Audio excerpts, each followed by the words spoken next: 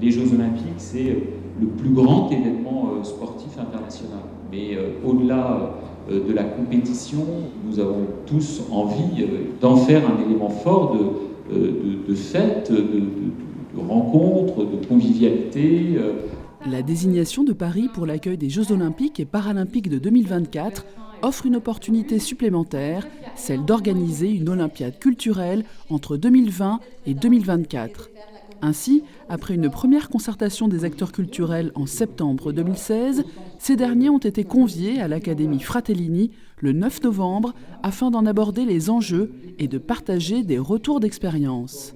Je crois que le premier intérêt, c'est de mettre en mouvement le maximum de monde, les habitants sur le territoire, les associations sur le territoire, les associations culturelles par exemple, les clubs de sport et d'autres acteurs, des associations de quartier par exemple, ou de personnes âgées, ou de femmes, bref, donc on a le choix.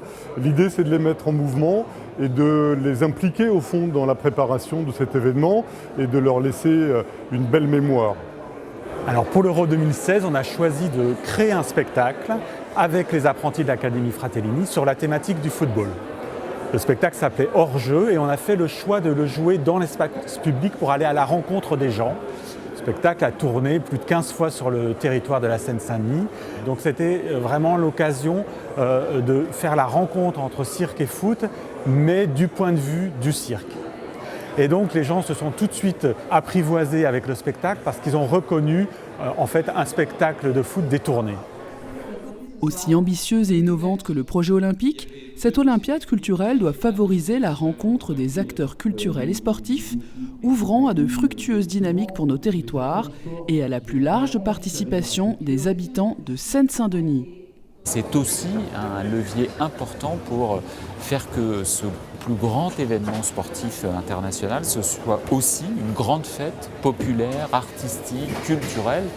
Et oui, avec le lancement de ce travail approfondi avec Paris, avec le comité de candidature, demain le comité d'organisation des Jeux, mais aussi les plus grands spécialistes qui ont déjà porté ces projets d'Olympiade culturelle, eh bien nous voulons dès maintenant travailler concrètement à préparer cette Olympiade culturelle. Parce que le croisement du sport et de la culture, c'est un élément extraordinaire pour favoriser la participation des habitants dans l'espace public.